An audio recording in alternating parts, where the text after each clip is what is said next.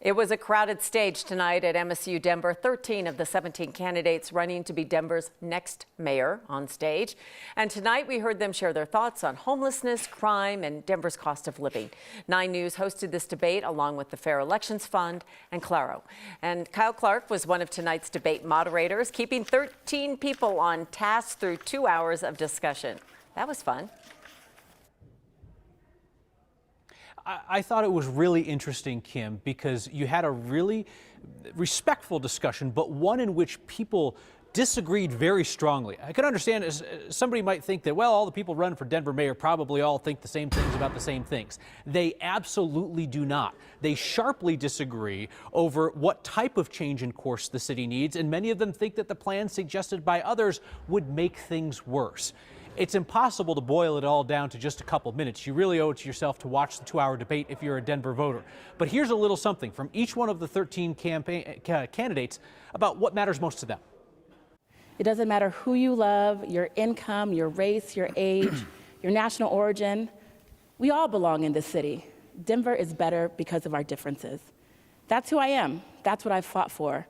Denver is broken and needs a mayor that's going to be able to go into office and correct a lot of insufficiencies, correct the administration, correct everything so that Denver can become a town that it used to be. Beautiful, beautiful town. Encampments are illegal.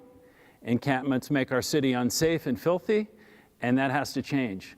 That's the business side of it. The human side is we have to acknowledge that this is a full-blown humanitarian crisis. But today's Denver also requires a mayor who has executive and relevant experience to run the city, and I do.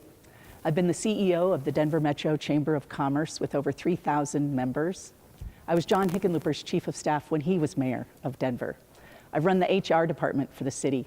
I know the city team and I love them. I am the only candidate that is saying we do need to shift our conversation from just affordable housing to more public social housing.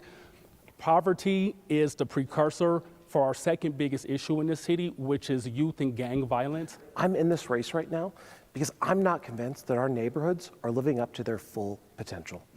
And as your neighborhood mayor, I plan to make the tough choices on the issues that are affecting our neighborhoods the most: homelessness, safety, and affordability. No one should be homeless in Denver. We have a moral obligation to make sure we can get people off the streets and into housing.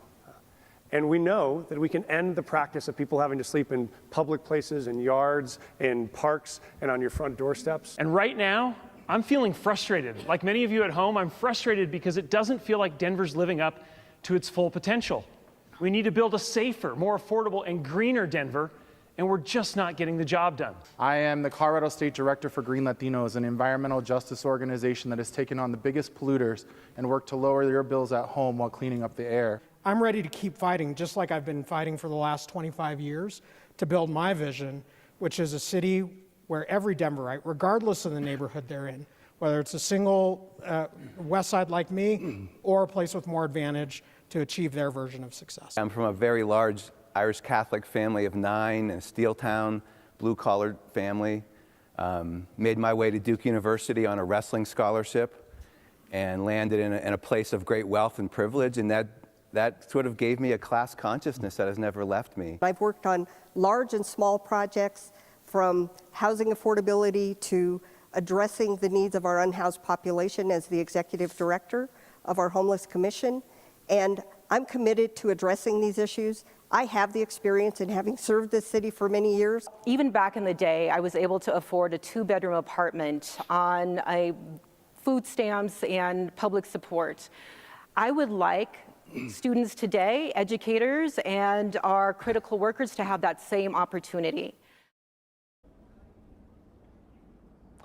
There were some pretty telling moments later on in the debate, whether it was a number of candidates of color telling Chris Hansen that his new campaign ad featuring people of color committing crimes needed to come down off the air, whether it was State Representative Leslie Herod talking about the fact that she voted for a fentanyl recriminalization bill that she doesn't actually believe in, or whether it was Kelly Bruff, the former head of the Chamber of Commerce, saying she couldn't think of a single instance where there's something that business wants that she doesn't think would be good for the citizens of Denver.